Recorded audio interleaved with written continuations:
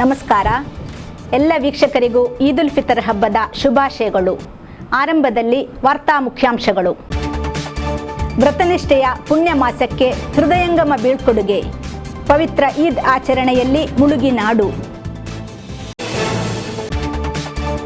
ನಾಡು ಪೆರುನ್ನಾಳ್ನಲ್ಲಿ ಲೀನವಾದಾಗ ಜನವಿರಳವಾಗಿ ಪೇಟೆ ಪಟ್ಟಣ. ಜನರಲ್ ಆಸ್ಪತ್ರೆಯಲ್ಲಿ ಸಾಮೂಹಿಕ ಈದ್ ಔತಣ. ಕಾಸರಗೋಡು ಕೋಟೆ ಭೂಮಿ ಪರಬಾರೆ. ವಿಜಿಲೆನ್ಸ್ ತನಿಖೆಗೆ ಚುರುಕು. ಕಡತ ಸಲ್ಲಿಕೆಗೆ ಜಿಲ್ಲಾಧಿಕಾರಿಗೆ ವಿಜಿಲೆನ್ಸ್ ಕೋರಿಕೆ. ಧರ್ಮ ಜಾಗೃತಿಯ ಮಹಾ ಸಂದೇಶ. ತೇರನ್ನೆಳೆದು ದೇಶ ಪ್ರದಕ್ಷಿಣೆ. ಕೆಸಿಎನ್ ವಿಶೇಷ. ಸುದ್ದಿಗಳು ವಿವರವಾಗಿ. ಪ್ರಾರ್ಥನೆ, ವ್ರತನಿಷ್ಠೆ, ದಾನ ಧರ್ಮಾದಿಗಳ ಪುಣ್ಯದಲ್ಲಿ ವಿಶ್ವಾಸ ಲೋಕವು ಪವಿತ್ರ ಈದ್ ಉಲ್ ಫಿತರ್ನ ಸಂಭ್ರಮದಲ್ಲಿ ತೇಲಿದೆ. ಮನಸ್ಸನ್ನು ಸಂಪೂರ್ಣ ಅಲ್ಲಾಹುವಿಗೆ ಸಮರ್ಪಿಸಿ 1 ತಿಂಗಳ ಕಾಲ ಕೈಗೊಂಡ ಕಠಿಣ ವ್ರತನಿಷ್ಠೆಯ ಕೊನೆಗೆ ಈದ್ ಉಲ್ ಫಿತರನ್ನು ಇಡೀ ನಾಡು ಶನಿವಾರ ಅತ್ಯಂತ ಸಂಭ್ರಮ ಸಡಗರದಿಂದ ಕೊಂಡಾಡಿದೆ. ಶುಕ್ರವಾರ ರಾತ್ರಿ ಚಂದ್ರದರ್ಶನವಾಗುವುದರೊಂದಿಗೆ ಶನಿವಾರ ಪೆರುನಾಳ್ ಎಂಬುದು ಅಧಿಕೃತವಾಗಿ ಘೋಷಣೆಯಾಗಿತ್ತು. ಇದರಂತೆ ಮುಸಲ್ಮಾನ ಬಾಂಧವರು ಈದ್ ಆಚರಣೆಗೆ ಸಂಪೂರ್ಣ ಸಜ್ಜಾಗಿದ್ದರು. ಮುಂಜಾನೆ ಸ್ನಾನಾದಿ ಕರ್ಮಗಳನ್ನು ಮುಗಿಸಿದ ಬಳಿಕ ಹೊಸ ಬಟ್ಟೆ ಬರೆ ಧರಿಸಿ ಆರಾಧನಾಲಯಗಳಿಗೆ ತೆರಳಿ ವಿಶೇಷ ಪ್ರಾರ್ಥನೆ ನಡೆಸುವುದರೊಂದಿಗೆ ಆಚರಣೆಗಳಿಗೆ ನಾಂದಿಯಾಯಿತು. ಹಿರಿಯರು ಮಕ್ಕಳಿಗೆ ಹಣವನ್ನು ನೀಡುವ ಮೂಲಕ ಈದ್ ಶುಭ ಹಾರೈಸಿದರು. ಬಳಿಕ ಮನೆ ಮಂದಿ ಎಲ್ಲರೂ ಒಂದಾಗಿ ಹಬ್ಬದ ಔತಣವನ್ನುಂಡು ಅಪರಾಹ್ನ ಸಂಬಂಧಿಕರಲ್ಲಿಗೆ ತೆರಳಿ ಸಂತೋಷ ಹಂಚಿದರು. ಹೀಗೆ ಈದ್ ಉಲ್ ಫಿತರ್ ಹಬ್ಬವನ್ನು ಬಹಳ ಸಂಭ್ರಮ ಸಡಗರದಿಂದ ಆಚರಿಸಲಾಯಿತು. ಪೆರುನಾಳ್ನ ಸಂತೋಷ ಹಂಚಿ ಮಸೀದಿ ಮನೆಗಳಲ್ಲಿ ದೈವ ಮಹತ್ವ ಸಾರುವ ತಕ್ಬೀರ್ ಮೊಳಗಿದವು. ಮಸೀದಿ ಈದ್ಗಾಹ್ಗಳಲ್ಲಿ ವಿಶೇಷ ಪ್ರಾರ್ಥನೆ ನಡೆದಿದ್ದು ಅಪಾರ ಸಂಖ್ಯೆಯಲ್ಲಿ ವಿಶ್ವಾಸಿಗಳು ನೆರೆದು ಪ್ರಾರ್ಥನೆ ಸಲ್ಲಿಸಿದರು.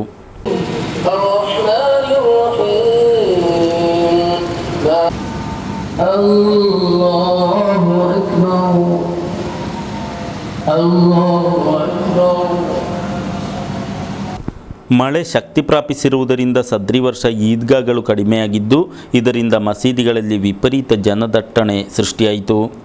ಜೂನ್ 18ರಂದು ರಾಜ್ಯದಲ್ಲಿ ವ್ರತಶುದ್ಧಿಯ ದಿನಗಳು ಆರಂಭಿಸಿದ್ದವು. ಹಗಲು ದೀರ್ಘವಾಗಿರುವುದರಿಂದ ಈ ಬಾರಿ 14 ಗಂಟೆಗಳ ಸುದೀರ್ಘಾವಧಿಯ ರಂಜಾನ್ ಉಪವಾಸ ಕೈಗೊಳ್ಳಲಾಗಿತ್ತು. അതുവഴി സ്വർഗപ്രവേശനവും ഉറപ്പുവരുത്താൻ അരമുറുക്കി പണിയെടുത്ത സത്യവിശ്വാസികൾക്ക് തികച്ചും സന്തോഷിക്കാനുള്ള വകയായിട്ടാണ് അല്ലാഹു സുബ്ഹാനഹു വ തആല ഈദ് ഉൽ ഫിത്ർ സമ്മാനിച്ചിട്ടുള്ളത്. ಹಬ್ಬದಂಗವಾಗಿ ಮಂಜೇಶ್ವರ ತೂಮಿನಾಡಿನ ಅಲ್ಫತಾ ಜುಮಾ ಮಸೀದಿಯಲ್ಲೂ ವಿಶೇಷ ಪ್ರಾರ್ಥನೆ ಪ್ರವಚನ ಜರುಗಿದವು. ಮಸೀದಿಯ ಖತೀಬರಾದ ಶರೀಫ್ ಹನಫಿಯಾ ಮುಸ್ಲಿಯಾರ್ ಅವರು ಪ್ರಾರ್ಥನೆಗೆ ನೇತೃತ್ವ ನೀಡಿದರು.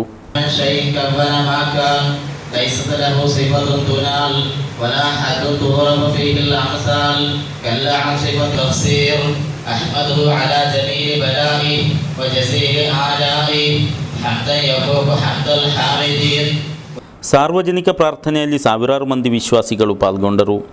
ಮಂಜೇಶ್ವರದ ಆಸುಪಾಸಿನ ಪ್ರದೇಶಗಳಾದ ಉದ್ಯಾವರ ಜುಮಾ ಮಸೀದಿ, ಕುಂಜತ್ತೂರು ಜುಮಾ ಮಸೀದಿ, ಹೊಸಬೆಟ್ಟು ಜುಮಾ ಮಸೀದಿ, ಪಾಂಡ್ಯಾಲ ಜುಮಾ ಮಸೀದಿ ಮೊದಲಾದೆಡೆಯೂ ಈದ್ ಪ್ರಾರ್ಥನೆ ನಡೆಯಿತು. ನಾಡು ಈದಿನ ಸಂಭ್ರಮದಲ್ಲಿ ತೇಲಿದಾಗ ನಗರ ಜನವಿರಳವಾಯಿತು. ಜಿಲ್ಲೆಯ ಪ್ರಮುಖ ಪೇಟೆ ಪಟ್ಟಣಗಳು ಶನಿವಾರ ಬಿಕೋ ಅನ್ನುತ್ತಿದ್ದವು. ಕಾಸರಗೋಡು ನಗರದಾದ್ಯಂತ ಬಹುತೇಕ ಅಂಗಡಿ ಮುಗ್ಗಟ್ಟುಗಳು ಮುಚ್ಚಿಕೊಂಡಿದ್ದವು. ರಸ್ತೆಗಳಲ್ಲಿ ವಾಹನ ಸಂಚಾರ ವಿರಳವಾಗಿತ್ತು. ಶನಿವಾರ ಈದ್ ಉಲ್ ಫಿತರ್ ಸಂಭ್ರಮದಲ್ಲಿ ನಾಡು ತೇಲುತ್ತಿರುವುದರಿಂದ ಮುಸ್ಲಿಂ ಬಾಂಧವರು ತಮ್ಮ ಕುಟುಂಬ ಸದಸ್ಯರೊಂದಿಗೆ ಸಮಯ ಕಳೆದು ಸಂತಸಪಟ್ಟರು. ಈ ನಿಟ್ಟಿನಲ್ಲಿ ಕಾಸರಗೋಡು ನಗರದಲ್ಲಿ ಚೆರ್ಕಳ, ಬೋವಿಖಾನ, ಕುಂಬಳೆ, ಬದಿಯಡ್ಕ ಸೇರಿದಂತೆ ಹಲವೆಡೆ ಬಹುತೇಕ ವ್ಯಾಪಾರ ಮಳಿಗೆಗಳು ಮುಚ್ಚಿದ್ದವು. ಬೆಳಿಗ್ಗೆ ಹಾಗೂ ಅಪರಾಹ್ನ ರಸ್ತೆಯಲ್ಲಿ ವಾಹನ ಸಂಚಾರವು ವಿರಳವಾಗಿತ್ತು. ಸಾಯಂಕಾಲದ ಬಳಿಕವಷ್ಟೇ ನಗರದಲ್ಲಿ ಸ್ವಲ್ಪ ಮಟ್ಟಿನ ಸಂಚಾರ ಕಂಡುಬಂದಿತ್ತು. ಬೆಳಗಿನಿಂದ ಮಳೆಯೂ ಕೂಡ ಸುರಿದಿದ್ದರಿಂದ ಹಬ್ಬದ ಆಚರಣೆಗೆ ತುಸು ತೊಡಕಾಯಿತು. ಆದರೂ ಅದನ್ನು ಮೀರಿ ಯುವಕರು ಹರ್ಷೋಲ್ಲಾಸದಿಂದ ಹಬ್ಬವನ್ನು ಆಚರಿಸಿ ಪರಸ್ಪರ ಶುಭಾಶಯ ಕೋರಿದರು. ಹಬ್ಬದ ಹಿಂದಿನ ದಿನವಾದ ಶುಕ್ರವಾರದಂದು ಕಾಸರಗೋಡು ನಗರದಲ್ಲಿ ಜನಸಂದಣಿ ಭಾರಿ ದಟ್ಟಣೆಯಿಂದ ಕೂಡಿತ್ತು. ಪೆರುನಾಳು ಆಚರಣೆಗೆ ಅಗತ್ಯ ಸಾಮಗ್ರಿಗಳು ಎಲ್ಲವೂ ಹೊಸದಾಗಿರಬೇಕೆಂಬ ನಂಬಿಕೆ ಇದೆ. ಇದರಿಂದಾಗಿ ಬಟ್ಟೆ ಬರೆ, ಚಪ್ಪಲಿ ಮೊದಲಾದವುಗಳನ್ನು ಖರೀದಿಸಲು ಫ್ಯಾನ್ಸಿ ಅಂಗಡಿಗಳಲ್ಲಿ ವಿಪರೀತ ಜನಸಂದಣಿ ಕಂಡುಬಂದಿತ್ತು. ಹಿಂದಿನ ವರ್ಷಗಳಿಗೆ ಹೋಲಿಸಿದಲ್ಲಿ ಈ ಬಾರಿ ವ್ಯಾಪಾರ ಮತ್ತಷ್ಟು ಉತ್ತಮ ರೀತಿಯಲ್ಲಿ ಸಾಗಿತ್ತು ಎಂದು ವರ್ತಕರು ತಿಳಿಸಿದ್ದರು. ಕಾಸರಗೋಡು ಜನರಲ್ ಆಸ್ಪತ್ರೆ ರೋಗಿಗಳಿಗೆ ಇಂದು ಸಂಭ್ರಮದ ಪೆರುನ್ನಾಳ್. ಈ ದಿನದಂದು ಬಗೆ ಬಗೆಯ ಖಾದ್ಯಗಳ ಸ್ವಾದಿಷ್ಟ ಭೋಜನ. ಚೆಮ್ನಾಡ್ CH ಸೆಂಟರ್ನ ಕಾರ್ಯಕರ್ತರು ಕಾಸರಗೋಡು ಸರಕಾರಿ ಆಸ್ಪತ್ರೆ ರೋಗಿಗಳ ಜೊತೆಗೆ ಪೆರುನ್ನಾಳ್ ಆಚರಿಸಿದರು. ಆಸ್ಪತ್ರೆಯ 500ರಷ್ಟು ಮಂದಿ ರೋಗಿಗಳಿಗೆ ಊಟ ವಿತರಿಸಲಾಯಿತು. ಮಾಜಿ ಸಚಿವರು CH ಕೇಂದ್ರದ ಅಧ್ಯಕ್ಷರೂ ಆದ CT ಅಹಮದ್ ಅಲಿ ಅವರ ನೇತೃತ್ವದಲ್ಲಿ ಕಾರ್ಯಕರ್ತರು ರೋಗಿಗಳ ಜೊತೆಗೆ ಆಹಾರ ಸೇವಿಸಿ ಪೆರುನ್ನಾಳನ್ನು ಔಚಿತ್ಯಪೂರ್ಣವಾಗಿ ಆಚರಿಸಿದರು.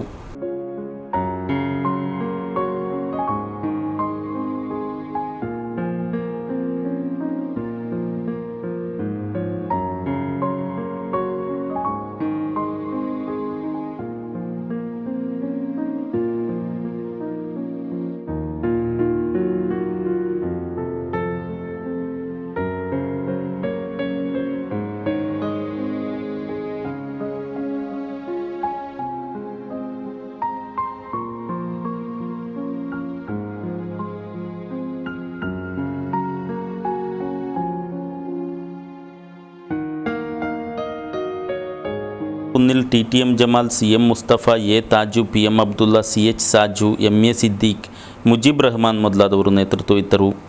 ಈ ಸಂದರ್ಭದಲ್ಲಿ KCN ವಾರ್ತೆ ಜೊತೆ ಸಂತಸ ಹಂಚಿದ CT അഹമ്മദ് അലി ഈദ് ശുഭാശയ കോരിದರು. CH സെൻ്ററിൻ്റെ ഭാരവാഹികളും അതുപോലെ കമ്മിറ്റി അംഗങ്ങളും എല്ലാം തന്നെ ഇന്ന് ആരും തന്നെ അവരുടെ സ്വന്തം വീട്ടിൽ വെച്ചല്ല ഭക്ഷണം കഴിച്ചത്.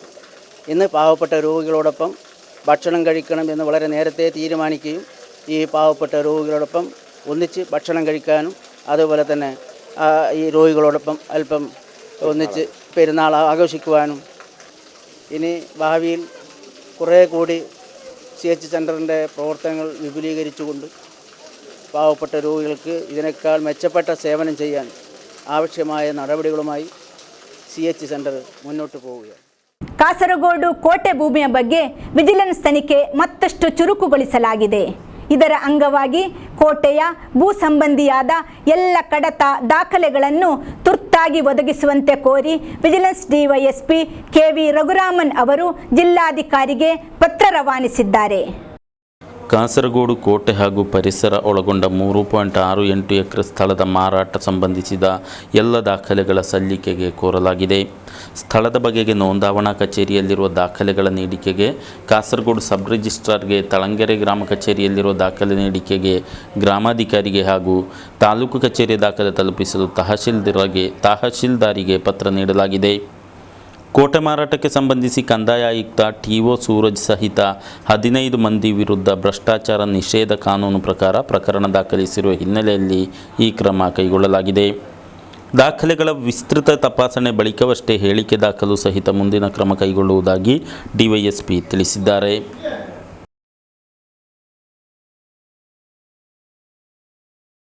ಧರ್ಮ ಜಾಗೃತಿಗಾಗಿ ಕಾಲ್ನಡಿಗೆಯಲ್ಲೇ ದೇಶ ಸಂಚಾರ.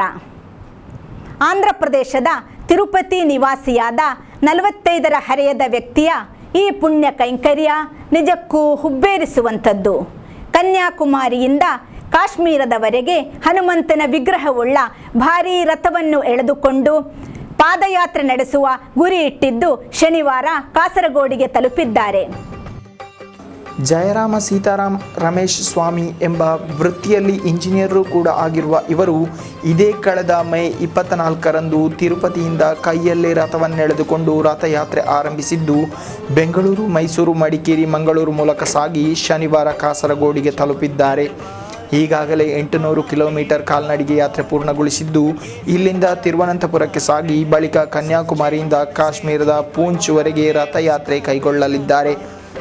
ಇವರು ಹುಟ್ಟೂರು ತಿರುಪತಿಯಲ್ಲಿ ಪ್ರಾಥಮಿಕ ಶಿಕ್ಷಣ ಪಡೆದು ಬಳಿಕ ITI ಡಿಪ್ಲೊಮಾ ಪದವಿ ಮುಗಿಸಿ ಮುಂಬಯಿಯಲ್ಲಿ ಸರ್ಕಾರಿ ಸ್ವಾಮ್ಯದ ONGC ಕಂಪನಿಯಲ್ಲಿ 6 ವರ್ಷಗಳ ಕಾಲ ಕಾರ್ಯನಿರ್ವಹಿಸಿದ್ದರು.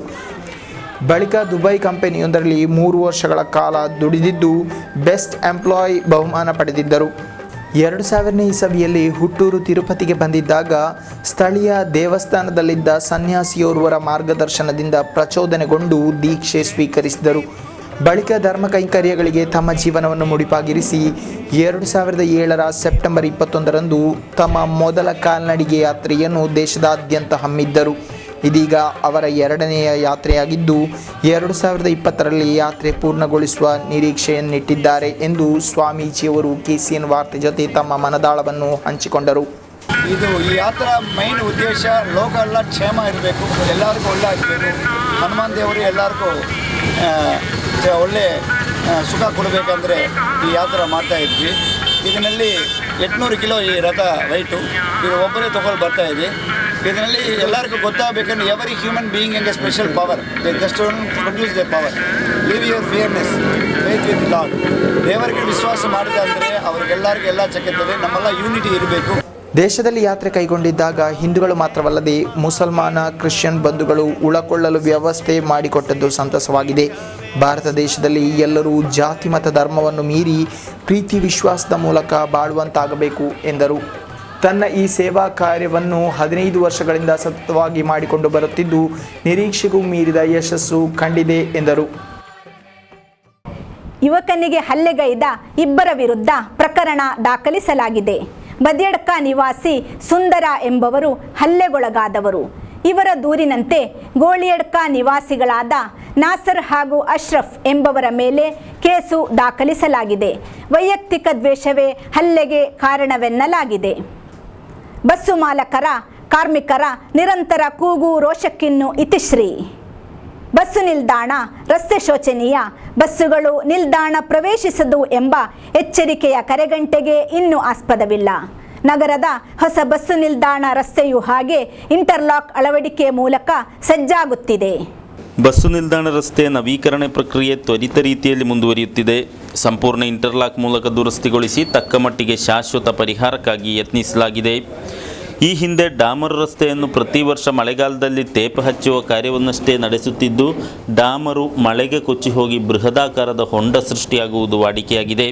ಅಲ್ಲದೆ ನಿಲ್ದಾಣ ರಸ್ತೆಯು ಕೆಸರು ಗದ್ದೆಯಂತಾಗುತ್ತದೆ. ಈ ದುಸ್ಥಿತಿಯನ್ನು ಪ್ರತಿಭಟಿಸಿ ಬಸ್ಸು ಮಾಲಕರು ನಿರಂತರವಾಗಿ ಅಧಿಕೃತರ ಗಮನ ಸೆಳೆದ ಫಲವಾಗಿ ಇದೀಗ ಇಂಟರ್ಲಾಕ್ ಹಾಸುವ ಕಾರ್ಯ ಆರಂಭಿಸಲಾಗಿದೆ. ಕಾಮಗಾರಿ ಶೀಘ್ರ ಪೂರ್ತಿಯಾಗಲಿದ್ದು, ಹಾಗೆ ಬಸ್ಸು ಮಾಲಕರ ಸಿಬ್ಬಂದಿಗಳ ಹಾಗೂ ಪ್ರಯಾಣಿಕರ ಬಹುಕಾಲದ ಬೇಡಿಕೆಯೊಂದು ಈಡೇರಿದಂತಾಗಿದೆ. ಖಾಸಗಿ ಬಸ್ಸುಗಳ ಪರವಾನಿಗೆ ಹಿಂಪಡೆಯದಿರಲು ಸರ್ಕಾರ ನಿರ್ಧರಿಸಿದೆ. ಈ ಹಿನ್ನೆಲೆಯಲ್ಲಿ ರಾಷ್ಟ್ರೀಕೃತ ರೂಟುಗಳಲ್ಲಿ KSRTC ವಹಿಸಿಕೊಂಡಿದ್ದ ಕೆಲವೊಂದು ಯಾನಗಳನ್ನು ಖಾಸಗಿ ಬಸ್ಸುಗಳಿಗೆ ಹಿಂತಿರುಗಿಸಲಿದೆ ಎಂದು ತನ್ನ ಪ್ರಕಟಣೆಯಲ್ಲಿ ಸರ್ಕಾರ ಸೂಚಿಸಿದೆ. ಸರ್ಕಾರ ಹೊರಡಿಸಿದ ನೂತನ ಆದೇಶದನ್ವಯ ರಾಷ್ಟ್ರೀಕೃತ ರೂಟುಗಳಲ್ಲಿ ಸಂಚರಿಸುವ ಖಾಸಗಿ ಸೂಪರ್ ಕ್ಲಾಸ್ ಫಾಸ್ಟ್ ಬಸ್ಸುಗಳ ಪರವಾನಿಗೆಯನ್ನು KSRTC ವಹಿಸುವುದಿಲ್ಲ ಹಾಗೂ ಈ ರೂಟಿನಲ್ಲಿ ಲಿಮಿಟೆಡ್ ಸ್ಟಾಪ್ ಬಸ್ಗಳಿಗೆ ಸಂಚಾರ ಮುಂದುವರಿಸಲು ಒಪ್ಪಿಗೆ ಸೂಚಿಸಿದೆ. ರಾಷ್ಟ್ರೀಕೃತ ರೂಟುಗಳಲ್ಲಿ ಸಂಚರಿಸುವ ಖಾಸಗಿ ಬಸ್ಸುಗಳ ಈಗಿನ ಪರ್ಮಿಟ್ನ ಅವಧಿ ಮುಗಿದ ಬಳಿಕ KSRTCಗೆ ನೀಡುವ ತೀರ್ಮಾನ ಈ ಹಿಂದೆ ಕೈಗೊಳ್ಳಲಾಗಿತ್ತು. ಈ ಕುರಿತು ನ್ಯಾಯಾಲಯದ ಆದೇಶವೂ ಇತ್ತು. ಅದರನ್ವಯ 185 ರೂಟುಗಳನ್ನು KSRTC ವಹಿಸಿಕೊಂಡಿತ್ತು. ಇದೀಗ ಸರ್ಕಾರದ ನೂತನ ಆದೇಶದನ್ವಯ ಈ ಪರ್ಮಿಟ್ಗಳನ್ನು KSRTC ಹಿಂತಿರುಗಿಸಲಿದೆ. ಜತೆಗೆ ಬಸ್ಸುಗಳಲ್ಲಿ ವಿದ್ಯಾರ್ಥಿಗಳ ರಿಯಾಯಿತಿ ಪ್ರಯಾಣ ದರ ಕಲ್ಪಿಸಲಾಗಿದೆ ಎಂದು ಸರ್ಕಾರ ಪ್ರಕಟಿಸಿದೆ. ಹವಾಮಾನ ವ್ಯತ್ಯಯದಿಂದಾಗಿ ಭತ್ತ ಕೃಷಿಕರು ಸಂಕಷ್ಟಕ್ಕೆ ಬಿದ್ದಿದ್ದಾರೆ. ಸಾಕಷ್ಟು ಮಳೆ ದೊರಕಬೇಕಾಗಿದ್ದ ಸಂದರ್ಭದಲ್ಲಿ ಎಡೆಬಿಟ್ಟು ಸುರಿಯುವ ಮಳೆಯ ಅಭಾವವು ಉತ್ತರ ಕೇರಳದಲ್ಲಿ ಭತ್ತ ಕೃಷಿಯನ್ನು ತೀವ್ರವಾಗಿ ಬಾಧಿಸಿದೆ. ಉತ್ತರ ವಲಯದಲ್ಲಿ ಈ ಬಾರಿ 31% ಮಳೆ ಕಡಿಮೆ ಎಂದು ಅಂಕಿಅಂಶಗಳು ಸೂಚಿಸುತ್ತವೆ. ಒಂದನೇ ಬೆಳೆಗೆ ಜೂನ್ ತಿಂಗಳಿನಲ್ಲಿ ನೇಜು ನೆಟ್ಟು ಸೆಪ್ಟೆಂಬರ್ ತಿಂಗಳಿನಲ್ಲಿ ಕೊಯ್ಲು ಕೊಯ್ಯುವುದು ವಾಡಿಕೆ. ಎರಡನೇ ಬೆಳೆ ಅಕ್ಟೋಬರ್ನಲ್ಲಿ ಆರಂಭಿಸಿ ಜನವರಿಯಲ್ಲಿ ಕೊಯ್ಲು ತೆಗೆಯಲಾಗುವುದು. ಆದರೆ ಈ ಬಾರಿ ತಕ್ಕ ಸಮಯದಲ್ಲಿ ಸಾಕಷ್ಟು ಮಳೆ ದೊರಕದಿರುವುದರಿಂದ ಒಂದನೇ ಬೆಳೆಯ ನೇಜಿ ಬಿತ್ತುವಿಕೆಗೆ ವಿಳಂಬವಾಗಿದೆ. ಇದು ಎರಡನೇ ಬೆಳೆಗೂ ವಿಳಂಬ ಸೃಷ್ಟಿಸಲಿದ್ದು, ಹೀಗೆ ಕಾಲ ತಪ್ಪಿ ಕೃಷಿ ನಡೆಸುವುದರಿಂದ ಫಸಲು ಕೊರತೆ ಉಂಟಾಗಲಿದೆ. ಉತ್ತರ ಕೇರಳದಲ್ಲಿ ಭತ್ತ ಬೆಳೆಯು ತೀವ್ರ ನಷ್ಟ ಅನುಭವಿಸುತ್ತಿದೆ. ಕೊನೆಯಲ್ಲಿ ಮತ್ತೊಮ್ಮೆ ಮುಖ್ಯಾಂಶಗಳು. ವ್ರತನಿಷ್ಠೆಯ ಪುಣ್ಯ ಮಾಸಕ್ಕೆ ಹೃದಯಂಗಮ ಬೀಳ್ಕೊಡುಗೆ. ಪವಿತ್ರ ಈದ್ ಆಚರಣೆಯಲ್ಲಿ ಮುಳುಗಿ ನಾಡು. ನಾಡು ಪೆರುನ್ನಾಳ್ನಲ್ಲಿ ಲೀನವಾದಾಗ ಜನವಿರಳವಾಗಿ ಪೇಟೆ ಪಟ್ಟಣ. ಜನರಲ್ ಆಸ್ಪತ್ರೆಯಲ್ಲಿ ಸಾಮೂಹಿಕ ಈದ್ ಔತಣ. ಕಾಸರಗೋಡು ಕೋಟೆ ಭೂಮಿ ಪರಬಾರೆ. ವಿಜಿಲೆನ್ಸ್ ತನಿಖೆಗೆ ಚುರುಕು. ಕಡತ ಸಲ್ಲಿಕೆಗೆ ಜಿಲ್ಲಾಧಿಕಾರಿಗೆ ವಿಜಿಲೆನ್ಸ್ ಕೋರಿಕೆ. ಧರ್ಮ ಜಾಗೃತಿಯ ಮಹಾ ಸಂದೇಶ. ತೇರನ್ನೆಳೆದು ದೇಶ ಪ್ರದಕ್ಷಿಣೆ. KCN ವಿಶೇಷ. ಇದರೊಂದಿಗೆ ಈ ವಾರ್ತಾ ಸಂಚಿಕೆ ಮುಕ್ತಾಯವಾಯಿತು. ವಂದನೆಗಳು.